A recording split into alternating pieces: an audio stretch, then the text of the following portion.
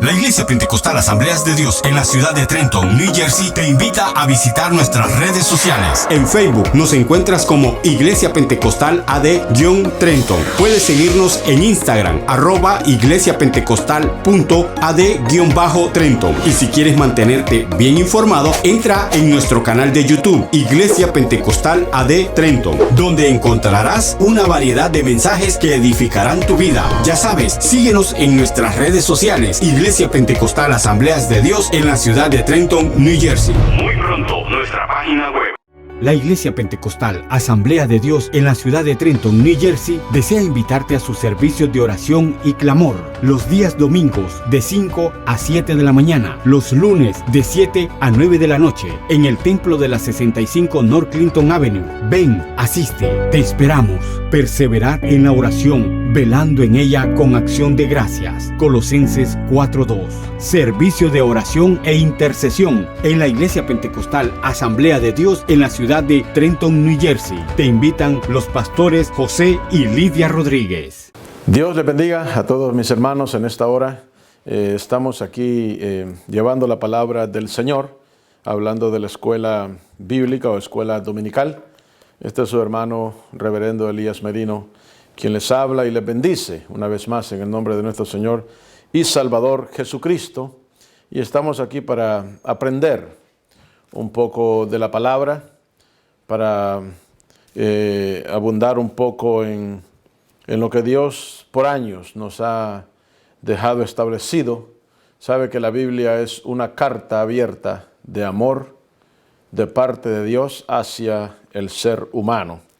Así es que donde quiera que usted esté escuchando esta clase o esta enseñanza, por favor le pido que se una conmigo, primeramente en oración, segundamente en el estudio de la palabra, ya que vamos a estar leyendo en el Antiguo Testamento, vamos a estar leyendo en el libro de Éxodo y otros libros también ahí como Deuteronomio, y también vamos a estar viendo, Deuteronomio, y también vamos a estar viendo un poquito del libro de Josué. Vamos a estar hablando del nacimiento de una nación. Por favor, acompáñeme en esta oración. Padre, vengo delante de ti en el nombre de nuestro Señor y Salvador Jesucristo, dándote gracias por tu amor y por tu misericordia. Padre, permite que esta palabra, Señor eterno, caiga en tierra fértil, que produzca al 100%, Señor. Dios mío, en tu palabra hay vida, en ella, Padre amado, Señor, lleva vida. Permite que yo pueda, Padre amado, hablar acerca de ella y que la unción de tu Santo Espíritu salga. Te pido que tú salves, rescates, levantes en el nombre de Jesús y ayudes a aquel, Padre amado, que necesita tu ayuda. En el nombre de Jesús te damos gracias. Amén. Amén.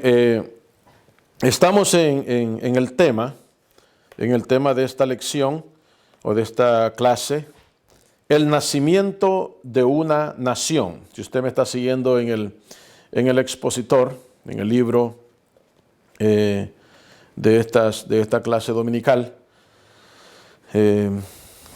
vamos a estar estudiando la clase o el estudio número 2. Así se le llama, estudio número 2, en esta fecha de septiembre 13, ¿verdad? Estuvimos, la semana pasada se estuvo estudiando acerca hablamos del comienzo de la gran historia de la Biblia, cómo Dios comienza la historia en la Biblia. Dios creó el mundo, incluyendo los primeros seres humanos, y aunque estos se rebelaron contra Él, se rebelaron contra Dios, Dios promulgó su plan para remitirlos a ellos y a toda la humanidad. Él eligió una familia y un pueblo a través del cual enviaría su Hijo para reconciliar a la humanidad con Él, o sea, con Dios. También preservó a su pueblo. Su plan no se vería frustrado, o sea que Dios preserva a su pueblo, preserva al pueblo de Israel. Y los planes así no se ven frustrados. Aparentemente, humanamente, se ven los planes frustrados, pero Dios, cada movimiento que Dios hace, lo hace perfecto. En la lección de hoy veremos cómo liberó a su pueblo al hacer un pacto con ellos y convirtiéndolos en una nación que usaría a pesar de. En este caso podemos poner a pesar de su rebelión contra Dios. Usted sabe que Dios trabaja con nosotros y no de acuerdo a cómo el ser humano piensa. Nosotros a veces pensamos de que Dios me usa a mí porque yo soy una persona santa, porque yo soy una persona que busco, yo soy una persona que siempre estoy en la iglesia, yo soy una persona que ayuno, que oro. Está bien, todo eso son ejercicios espirituales. Pero Dios, a pesar de, usted le puede poner lo siguiente, a pesar de, yo le pongo en este caso, a pesar de la rebelión del pueblo de Israel, Dios todavía está trazando los planes con ellos para que los planes al final no salgan frustrados, sino que salgan exactos, a la manera de Dios, no a la manera del ser humano. Nosotros los seres humanos somos buenos para juzgar, somos buenos para matar sueños, somos buenos para opacar estrellas, somos buenos para todo lo que nos va a afectar a nosotros. Le pongo un caso. Si alguien ve que una persona es una persona que Dios la puede usar tremendamente y que tal vez su ministerio está siendo tambaleado por eso y esa persona le puede quitar la posición, entonces lo que hacemos es opacar a esa persona para que la gente no lo vea y no le caiga bien.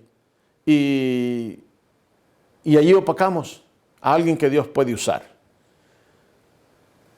¿Por qué? Porque miramos de una forma raquítica, miramos de una forma egoísta, no queremos que nadie se supere, todo tiene que ser alrededor de nosotros.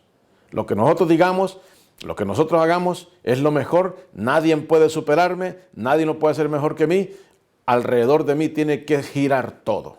Y eso es una forma equivocada de pensar las cosas, es una forma egoísta y una forma errónea.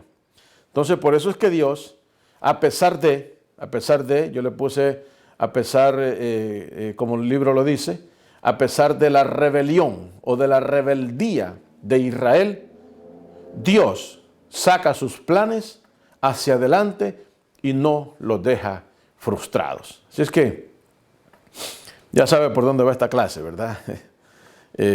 Una clase que a veces las clases así, a veces no nos gustan, pero son bienvenidas, son muy eficaces, porque nos abre la amplitud.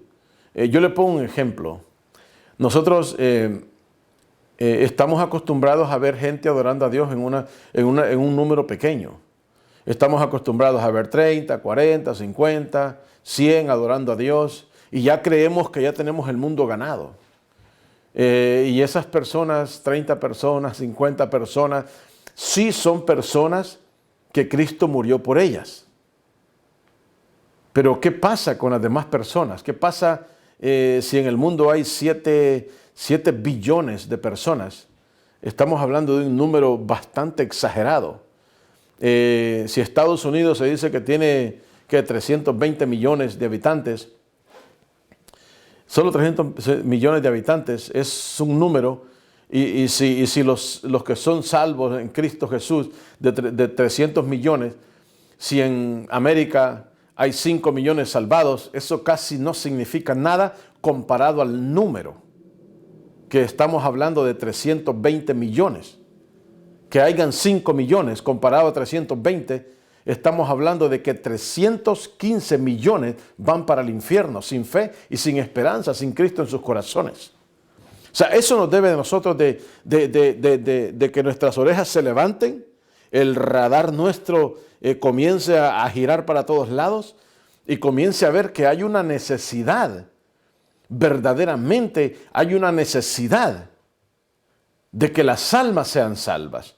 Y Dios ha levantado la iglesia, Dios ha levantado el pueblo para que el pueblo sea el vocero.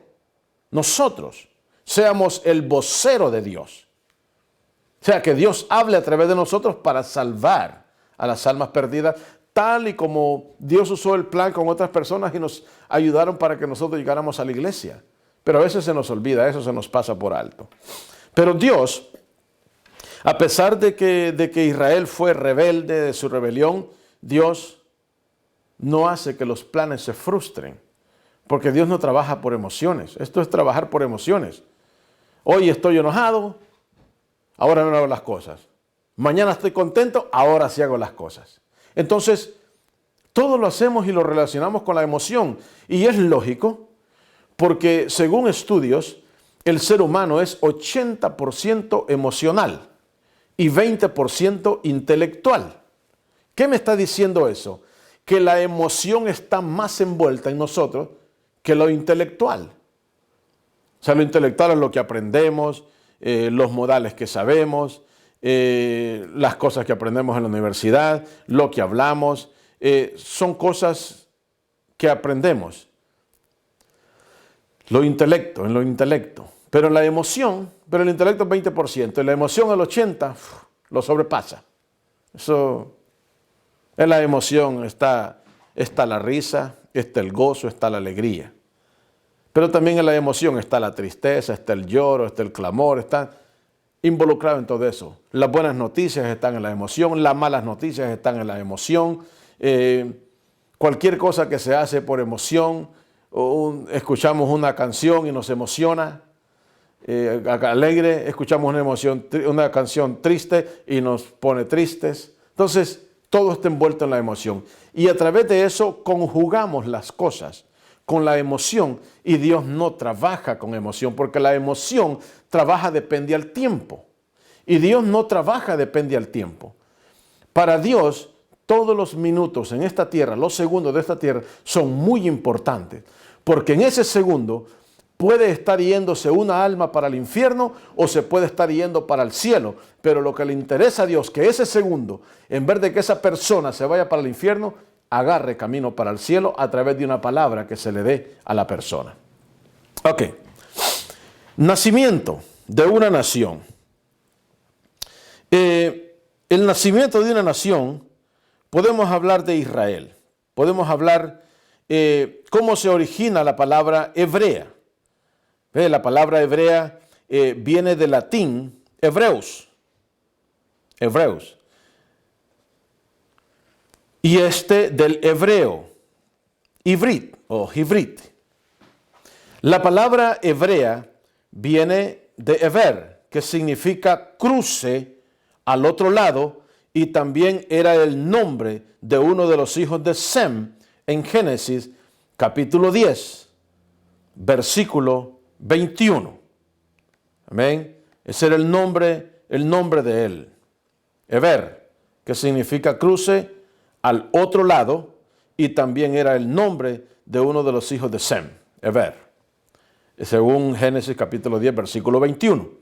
Entonces, por ejemplo, ya sabemos de que el nombre hebreo viene de Eber, o Ivrit, como le llaman. Un sinnúmero de los lingüistas tratan de poner todo esto en orden para que nosotros lo podamos entender. De ahí sacan de la raíz de Ivrit, viene el Eber, y después del Eber viene el hebreo. Y hebreo, el Eber significa cruce al otro lado. ¿Qué se nos puede venir a la mente? Que los hebreos cruzaron del lado de Egipto, cruzaron el desierto y llegaron a la tierra prometida. ¿Ya ve cómo vienen los nombres? Y de ahí viene la lengua, porque en este proceso de los nombres, el hebreo es una lengua afroasiática.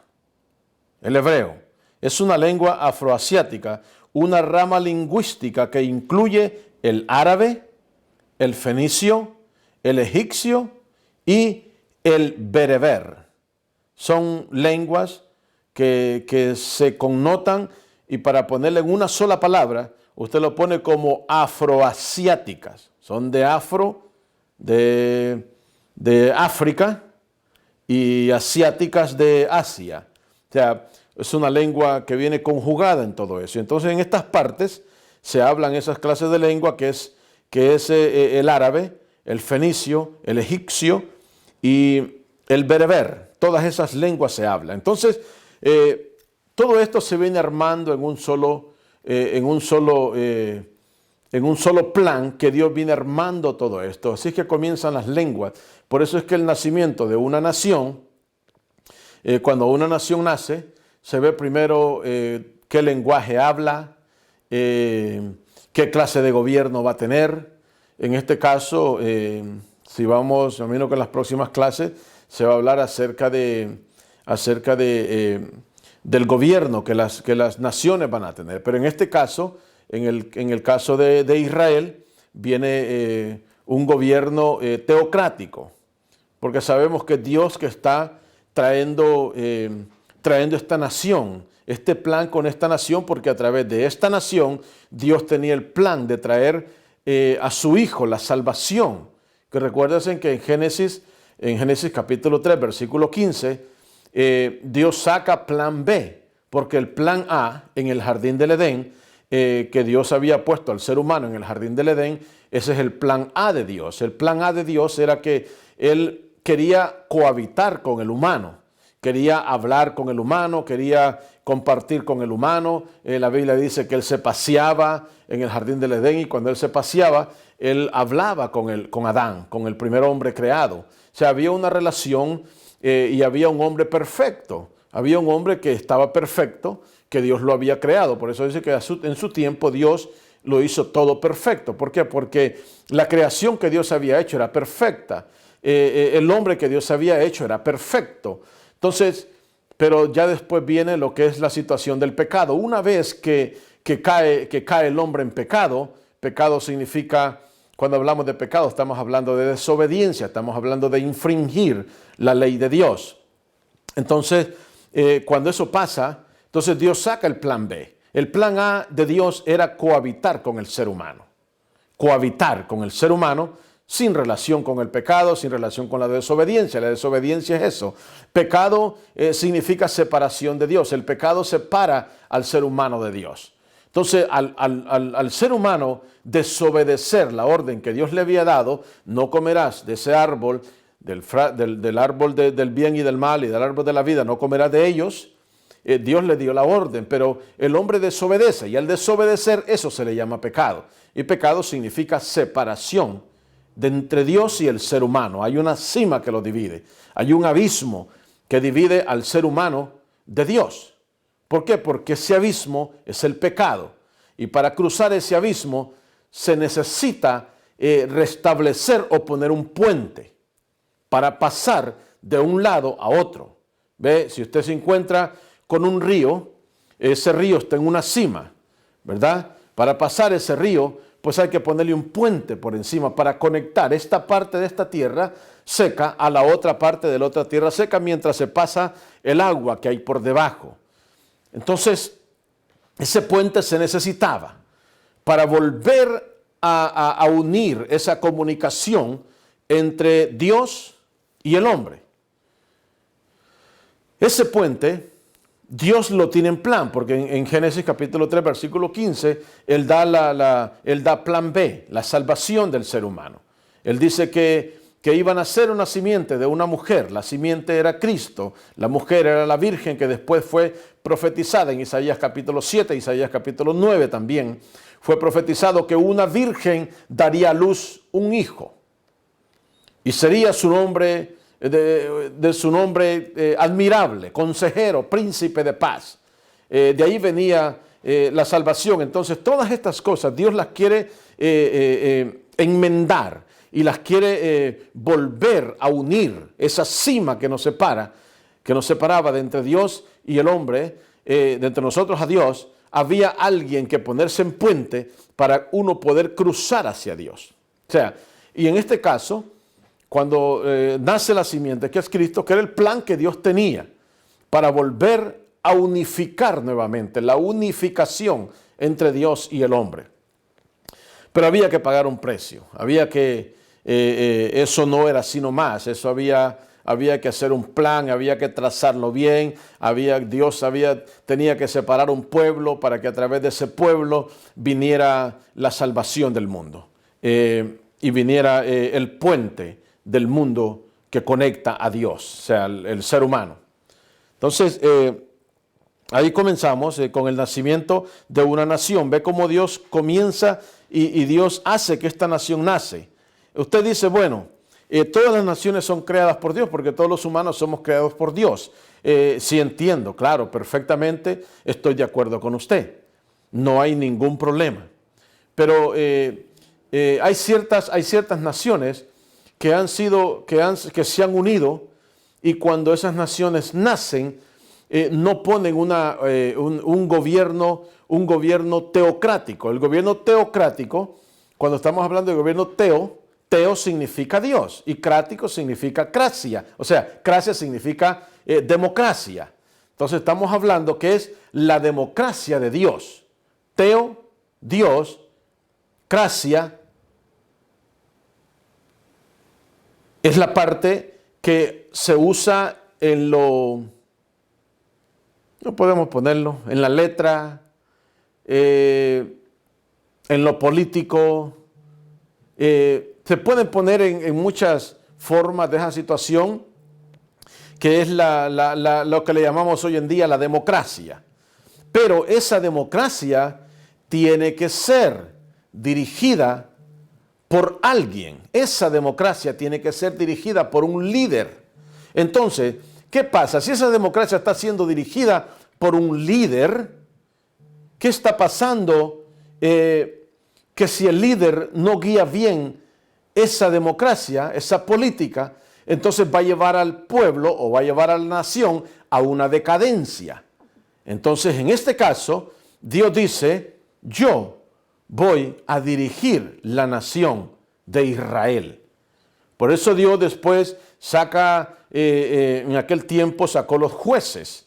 Saca los jueces para que los jueces sean los que lleven lo que Dios dice que se haga. Por eso Dios después saca los profetas y después de los jueces vienen reyes. Si nos vamos a la historia, Dios comienza primero con los jueces. Samuel era un juez, pero Samuel era un profeta también, porque Samuel recibía palabra de Dios y se la daba al pueblo. Tanto era así que Saúl, cuando ya no escuchaba la voz de Saúl, cuando viene siendo Saúl el primer rey de Israel, cuando ya no escucha la voz de Samuel, él se pone inquieto y quiere escuchar la voz de Dios a través de Samuel. Entonces, Dios comienza con todas esas cosas. ¿Cómo es que nace la nación de Israel y cuál era el plan que Dios tenía? Yo le puedo hablar de la política que se estaba armando en todo esto. Y es muy importante hablarle de la política, porque eso es lo que se estaba formando acá. Pero era una política sana, una política directamente dirigida de parte de Dios. Por eso Dios le da los mandamientos. Y hasta hoy en día, todos los países que se levantan, aquellos países que quieren tener una buena base justa, implican formas de la Biblia para ponerlas en sus constituciones y a través de esa constitución se guíe la nación. Por ejemplo, la Constitución de los Estados Unidos dice que de uno de los derechos que tiene el pueblo aquí es la libertad de expresión y la libertad de religión. O sea, al hablar de libertad de religión, se pone como una palabra ambigua, y una palabra ambigua se puede decir que es algo que cualquier persona lee algo y lo puede interpretar a su manera, a su forma. Pero entonces, en la Constitución de los Estados Unidos está la libertad de religión. ¿Por qué? Porque Estados Unidos fue basado, la Constitución de Estados Unidos y los primeros que estuvieron gobernando Estados Unidos, ellos se basaron en la Biblia, se basaron en la misma línea que traía Israel, que era judeo-cristiana. O sea, Israel traía teocracia y Estados Unidos puso la constitución judeo-cristiana, que significa que viene de la parte de la Biblia, del Antiguo Testamento, y de la parte del Nuevo Testamento, hablando de Cristo, de Jesús. Por eso se llama cristiana. Por eso es que esta nación ha sido también bendecida. Entonces, para darle un poco de conocimiento de lo que está pasando aquí. Y también en esta parte conviene aclarar que tanto el término idrit, tengo que aprender hebreo para declarar bien estas partes de estas letras. Idbrit, la verdad es idbrit. Hebreo como ever. No se deben transliterar con la H en la antología Historia del Pueblo Judío, dirigido por Ben-Sasson y aplicado por Alianza Editorial. O sea, todas estas cosas ellos las estaban poniendo en su orden, pero Dios comienza a hablar con ellos aquí. Por eso, aquí podemos poner cuál es la base de su fe en Dios. O sea, la base de la fe que nosotros tenemos, como el pueblo de Israel estaba siendo guiado por Dios. Estaba siendo guiado por Dios. Después le voy a explicar un poco por qué el pueblo de Israel demanda un rey y ya no quiere a Dios. Pero imagino que las clases más adelante van a venir, pero queremos hablar de cómo nace esta nación de Israel. ¿Cuál es la base de su fe en Dios? Sigue los preceptos cristianos simplemente porque le han dicho que son reglas que los cristianos deben seguir. En todo eso tenemos nosotros que estar seguros que es lo que está pasando, porque le estoy hablando de una historia en el pasado que tenemos que traerla al tiempo presente, para vivirla en tiempo presente, tiempo real. Nosotros vivimos nuestra vida en tiempo real a cada segundo. Que depende de la base que nosotros tengamos, así será nuestra reacción y así será en el tiempo real en que vivimos. Cuando hablamos de tiempo real, estamos hablando del tiempo del día, tiempo de la hora, tiempo del minuto y tiempo del segundo. Tenemos que ser eficaces en eso. Le puedo decir algo así. Dice la Biblia que en un abrir y cerrar de ojos seremos transformados y después llevados para el cielo. ¿Verdad? Seremos transformados y llevados para el cielo. Pero será en un abrir y cerrar de ojos. Así lo explica el apóstol Pablo. En un abrir y cerrar de ojos seremos transformados. Entonces, si nosotros no estamos, nuestra base no está en Cristo Jesús, en tiempo real, en tiempo de ahora mismo, en tiempo de este momento, si nuestra base no está afianzada en la roca que es Cristo Jesús, nos quedamos en esta tierra. Porque los que vamos a ser transformados, vamos a ser las personas cristianas, los seguidores de Cristo, los que hemos aceptado el derramamiento en la sangre, en la cruz del Calvario y del sacrificio que hizo, que vino a ser puente entre Dios y nosotros. A través de Cristo cruzamos al Padre. ¿Verdad? Juan 14. Yo soy la verdad y la vida y nadie va al Padre sino a través de Él. Nadie cruza donde esté el Padre, nadie cruza de un lado de la cima al otro lado, sino es a través de Cristo, porque Él es el puente que nos conecta. Amén. Seguimos, que después la clase se termina y estas cosas que estamos hablando así a veces no vienen al tema. Y después se nos pasan y vienen al tema, pero se nos pasan y no les decimos. Nosotros tenemos que dedicar tiempo a todo esto y usar textos bíblicos que nos den la confianza de cómo nosotros poder estar fianzados en la palabra del Señor. Amén. Entonces, en Éxodos 3, versículo 9, hay un clamor. Dice Éxodos 3, versículo 9. El clamor, pues, de los hijos de Israel ha venido delante de mí, y también he visto la opresión con que los egipcios los oprimen.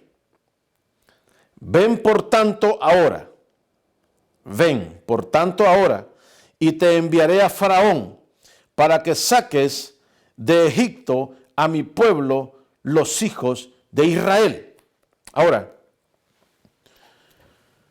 en este momento, recuérdese que el pueblo de Israel, antes que viene de lo que es Abraham, Isaac y Jacob. Estamos hablando de los patriarcas, de los padres anteriores. Abraham, que era el padre, era el patriarca, Isaac, que era el hijo, y Jacob, que era el nieto. Vienen de las tres líneas. Entonces, de una sola línea, los tres. Está hablando de papá, hijo y nieto. Pero durante el transcurso de todo ese transcurso, hubo una situación que los hijos de Abraham cruzaron al otro lado, que es Egipto. Está la historia de José, que fue vendido por causa de los hermanos que le tenían envidia, y este muchacho fue vendido a los mercaderes que pasaban comprando allí, porque antes se podían vender las personas como esclavos, y esta gente lo llevaron para Egipto. Dios tratando de hacer un espacio para el pueblo de Israel. Miren los planes de Dios. Los planes de Dios son perfectos, son exactos. José llega como un esclavo a Egipto. Después de ser un esclavo, Dios permite que el faraón lo suba a ser el segundo en mando en Egipto después del faraón. Y después de eso, los hijos vinieron y les tuvieron que presentarse ante el hermano que habían vendido, pero Dios estaba haciendo el plan en Egipto. O sea, Dios traza los planes por muy malos que se vean a nuestra vista o a nuestra forma de pensar. Si a usted lo esclavizan, usted dice: hasta aquí se terminó mi vida porque ya me esclavizaron, ahora yo voy a vivir para este amo. Pero Dios permite que pase por un proceso de esclavitud, porque era la única forma que José podía llegar ante el faraón, ser un esclavo. Era la única forma. Ahora Dios se encarga, después de que lo hace pasar a usted por una situación difícil de esclavitud, sea lo que sea. Hoy en día se usa la esclavitud, que hoy dice que usan a las mujeres como esclavas para prostituirlas, y aún los hombres también. Posiblemente Dios haya pasado a una persona por este proceso de esclavitud, de prostitución, o de esclavitud de tráficos, o tráficos ilícitos, y hoy en día Dios lo traiga a sus caminos para que esa persona pueda entender a las personas que están en esa esclavitud y pueda traer programas después para rescatarlos de ese lugar y salvarlos y traerlos a la luz de Cristo, a la luz admirable, y restituirlos nuevamente y pasarlos por un proceso. Después estas personas serán guiadas por un camino diferente al que estaban antes de esclavitud. Ahora ya van a ser personas que pueden guiar a otro pueblo, a otras personas. O sea, Dios tiene esos planes establecidos y todos están bien hechos. No hay forma de cómo decir que los planes de Dios son planes fracasados, porque Dios no ha hecho un plan fracasado. Dios, todos los planes, por muy fracasados que se vean al ojo del humano, para Dios son planes que nunca quedarán frustrados. Planes que te sacará al otro lado con una victoria, o con un buen sí, o con un buen checkmark que diga: pasaste el examen. Bendito Dios. Pero en este caso, el pueblo de Israel, para ir un poco de historia atrás, estaba haciendo, después de que después de que José dejó de ser o murió y ya el pueblo de Israel ya no lo conocían, como ya no lo reconocían porque ya no había un líder que estaba ahí arriba, y ellos llegaron a un lugar que se llamaba Goshen, que era una de las partes más fructíferas de Egipto. ¿Por qué le digo unas partes más, la parte de la tierra más fructífera? Es donde se podían cosechar. Se podía cosechar todo lo que usted sembrara allí, lo podían cosechar, o sea, la hortaliza, las frutas, todo lo que sembraban, ellos lo podían cosechar. ¿Por qué causa? Porque Egipto, se ha dicho que el país de Egipto, el 94% del país es desértico. Es desértico, es desierto, no se pega nada ahí en el desierto. Es algo que dicen que solo nace una forma de grama, pero esa grama o un zacate que nace en el desierto, pero nace un zacate aquí, otro zacate como a 2 pies, otro como a un pie, y así. Entonces, por eso es que la gente que viven como nómadas, que tienen sus rebaños de cabros o de ovejas, ellos se van por el desierto para que vayan comiendo ese zacate nada más que nace en el desierto y recorren kilómetros para que los animales puedan saciarse. Allá hasta cuando les llega la noche se quedan durmiendo y después se van por otro lado, se quedan durmiendo, se van por otro lado, se quedan durmiendo hasta que llegan nuevamente al punto de donde vivían y después vuelven a llevar el rebaño por ese lado cuando ya el zacate está naciendo nuevamente y así andan. Por eso les llaman los nómadas, porque no tienen un puesto específico donde vivir, porque si se queda en un puesto específico los animales se les mueren, no hay donde darles comida. Y por eso es que ellos duermen en el desierto, donde encuentran una cueva o una piedra, ahí se quedan debajo y ahí duermen y le hacen un corral a las ovejas o a los cabros para que los lobos o los animales no se los coman. Como Dios viene trayendo todo ese plan y le da sabiduría al hombre. Si es que usted siempre tiene que tener un pastor con usted, que lo cuide y que ese pastor ore por usted y que lo alimente, ¿verdad?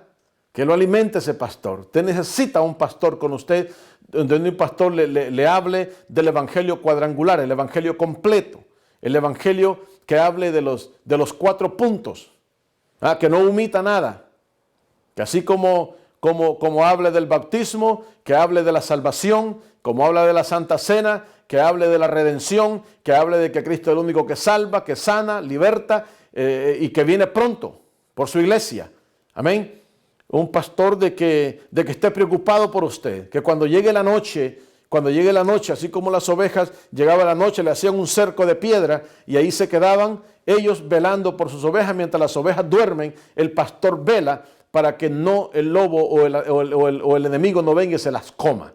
Bendito Dios. Así es que Dios quiere que su pueblo esté acobijado con su palabra, esté acobijado con su amor, esté acobijado con su manto. Y ese era el plan que Dios traía con el pueblo de Israel. Quería tenerlos protegidos del enemigo, porque el enemigo los quería destruir. Después de un tiempo, cuando ya no conocían a nadie en Egipto, el pueblo de Israel salió del lugar donde ellos estaban establecidos, donde todo crecía y se sembraba, porque estaban a la orilla del río Nilo. Y las vegas del río Nilo permitían que la vegetación creciera.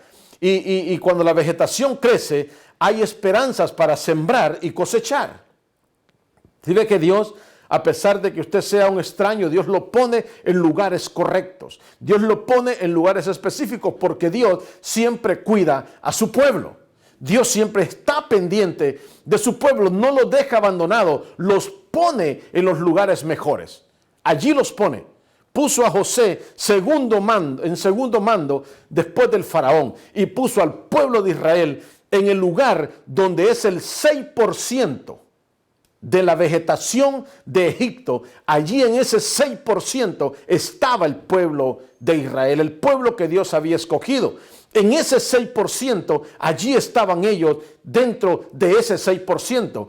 El 94% es más vasto y es más grande. El 94% es más grande, es más extenso, pero ¿sabe? Es árido. ¿Sabe? No hay comida, no hay agua, no hay alimento, no hay protección. O sea, no hay esperanza de sembrar. Y allí es donde Dios quiere que usted esté establecido en ese lugar donde hay vegetación, donde hay esperanza, donde si usted siembra, cosecha. Mire cómo Dios viene trayendo los planes, pero después de un tiempo el enemigo quiso destruirlo, porque el enemigo siempre anda buscando destruir lo que Dios hace perfecto y lo que Dios hace bueno. Oh, qué maravilloso es Dios, qué hermoso. ¿No le da un gloria a Dios usted? ¿No le da un aplauso al Señor? ¿No alaba la gloria de Dios usted? Allí donde está, en su casa, allí donde está usted, en ese lugar donde está, ¿no le alaba a Dios en esta hora? ¿No levanta sus manos al cielo y le dice, gracias Señor, porque a pesar de todas las situaciones de la vida, tú me tienes bien? Me tienes bien. Oh, bendito sea su nombre. Dios es maravilloso. Dios es excelso, Dios es grande, Dios cuida de su pueblo. El enemigo está bien, va a hacer su trabajo. Va a hacer su trabajo, le va a querer hacer la vida imposible. Le va a querer hacer la vida imposible con su salud. Le va a querer hacer la vida imposible con sus finanzas. Lo va a querer privar de todo. El enemigo le va a querer privar de todo a usted. Hasta sus hijos va a poner en contra. Su familia va a poner en contra de usted. Sus amigos se le van a dar vuelta. Antes eran sus amigos, ahora sus enemigos. ¿Sabe qué? Pero aún el pueblo de Israel, estando esclavizado por 400 años o tantos años que tuvieron en Egipto esclavizados, de allí el pueblo de Israel nunca se olvidó de que les habían enseñado a ellos que a Dios hay que servirle en las buenas y hay que servirle en las malas. Si usted levanta alabanza a Dios en las buenas, pues también aprenda a levantar alabanza a Dios en las malas. Cuando aparentemente todo se está derribando a nuestro alrededor, cuando usted vea que no hay más esperanza, que usted lleva años tratando de salir hacia adelante y aparentemente todo lo que usted inicia o quiere comenzar a hacer le sale mal. Y usted dice, ¿qué pasa conmigo? Que cada vez que quiero hacer algo me salen las cosas mal. Allí vienen los cuestionamientos. Como vino aquel cuestionamiento cuando Jesús estaba ante aquella familia y aquel niño estaba enfermo. Que le hicieron la pregunta a Jesús y le preguntaron y le dijeron, Jesús, ¿por qué este niño está enfermo? ¿Porque los padres pecaron? Y rápido Jesús dijo, no, este niño no está enfermo porque sus padres pecaron. Si ya los profetas habían dicho antes, Ezequiel había dicho antes, que vendrá aquel tiempo cuando se dirá y dirán, oh, que el papá se comió las uvas y al niño le dio la dentera. Pero vendrá aquel tiempo, dice la Biblia, vendrá aquel tiempo que cuando el que se come la uva, ese tendrá la dentera. No me la como yo y a otro le da la dentera. No, es ilógico, no se puede. Si yo hago las cosas, si yo hago una mala decisión, yo tengo que pagar las consecuencias de esa mala decisión. Pero por estar pagando las consecuencias, yo no voy a abandonar a Dios, ni Dios me va a abandonar a mí. Ahora, yo lo puedo abandonar. Dios no me abandona a mí. Porque la Biblia dice que aunque nosotros permanezcamos infieles, Dios permanece fiel con nosotros. O sea que Dios no ha acabado su plan con usted porque usted sea una persona mala, sea una persona sacada de la sociedad, que le dicen que ya no lo quiere, que le dicen que usted no es una buena influencia para la sociedad o para la comunidad, para el vecindario, para la iglesia. Todavía Dios está trabajando con usted. Todavía Dios está trabajando. ¿Usted cree, madre, o usted, padre, que usted está clamando a Dios por su hijo que es drogadicto o su hijo que está metido en delincuencia? ¿Usted cree que Dios no está trabajando con él? Porque tal vez la iglesia se lo rechazó. Tal vez la sociedad se lo rechazó. Tal vez hasta la policía se lo rechazó y no lo quieren ver más. ¿Usted cree que Dios no está trabajando con esa persona? Claro que sí, Dios está trabajando porque Dios no trabaja por emociones ni por sentimientos humanos. La Biblia dice que aunque nosotros permanezcamos infieles, Dios permanece fiel. Oh, mi alma te adora, Señor. Aleluya. Hay poder en Cristo Jesús. Dios restituye lo que comió el saltón, el revoltón y el hormigón, lo que sea por ahí para abajo. La larva, lo que sea, Dios lo restaura. No importa qué es lo que usted haya perdido, lo que haya perdido. Dios rescata. Pero Dios en esta clase, yo me pudiera ir letra por letra lo que dice esta clase. Pero la base de esta clase es de que el versículo primero dice que había un pueblo que había clamado. Oiga bien, estando en esclavitud,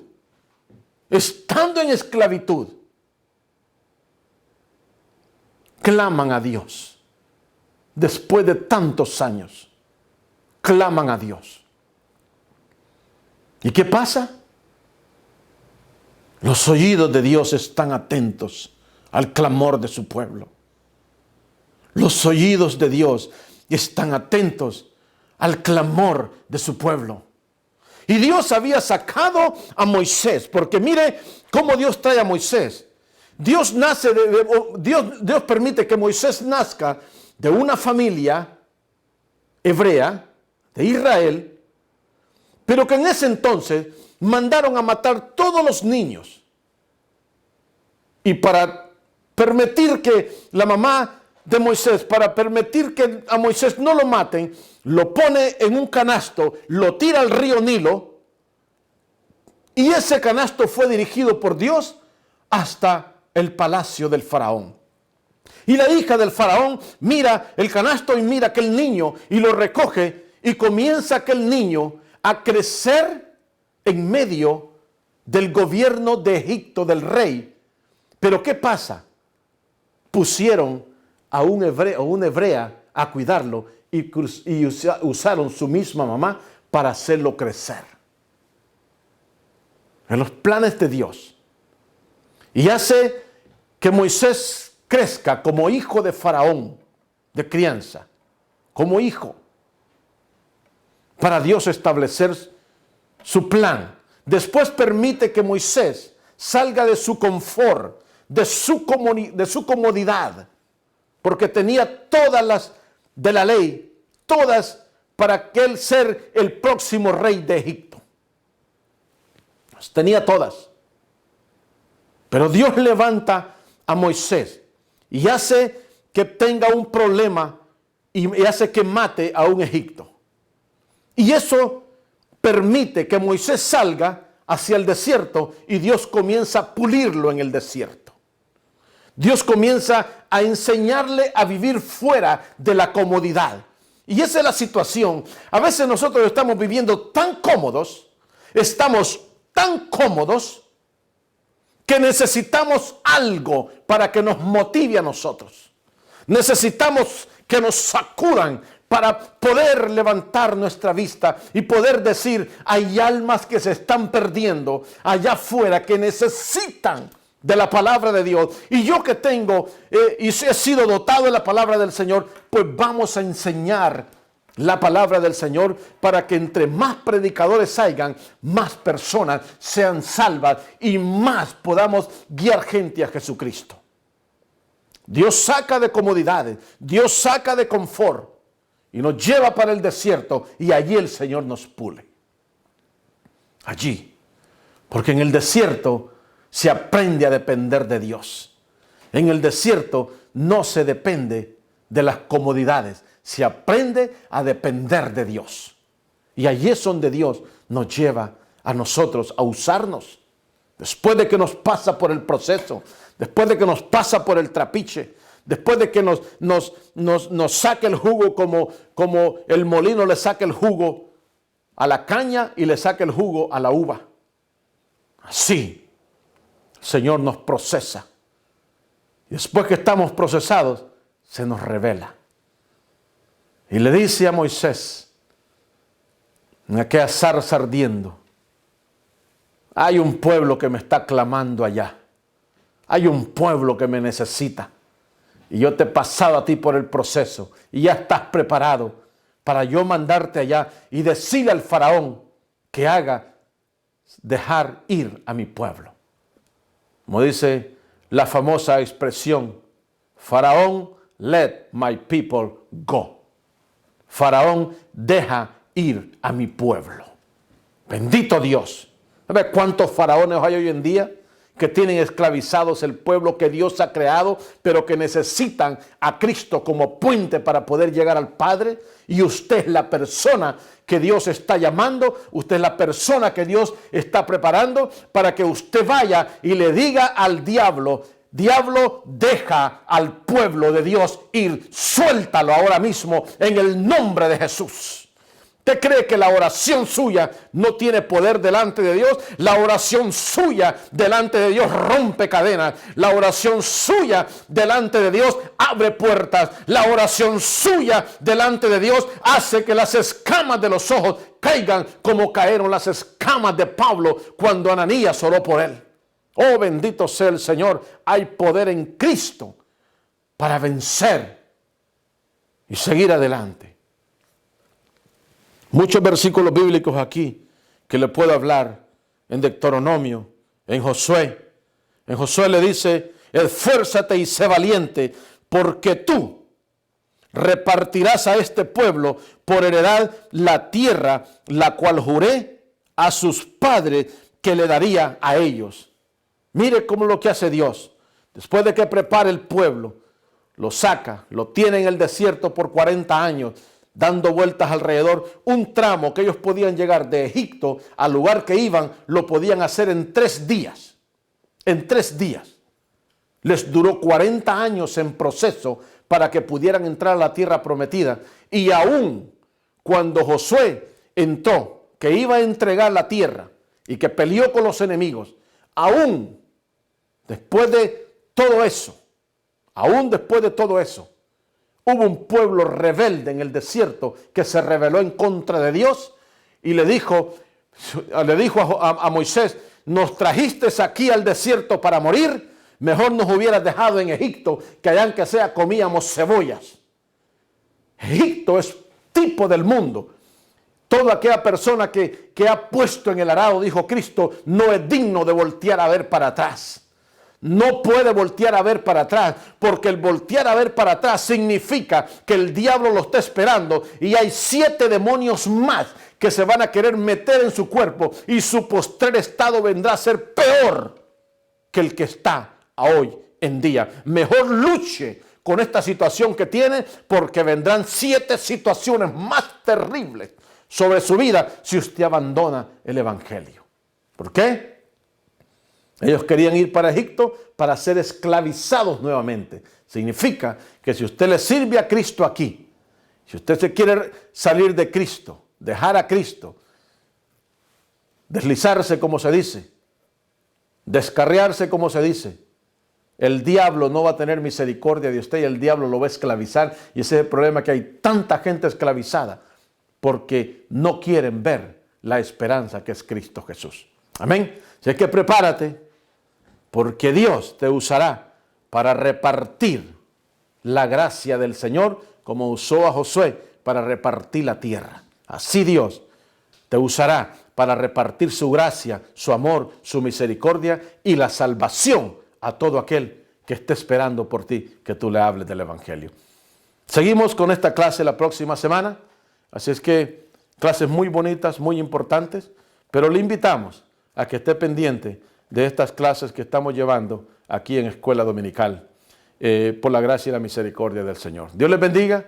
Este es su hermano, reverendo Elías Merino, que les ha hablado y les bendice en el nombre de nuestro Señor y Salvador Jesucristo. Y adelante, que Cristo viene pronto. La Iglesia Pentecostal Asambleas de Dios en la ciudad de Trenton, New Jersey, quiere invitarte para que visites nuestro canal de YouTube, Iglesia Pentecostal AD Trenton.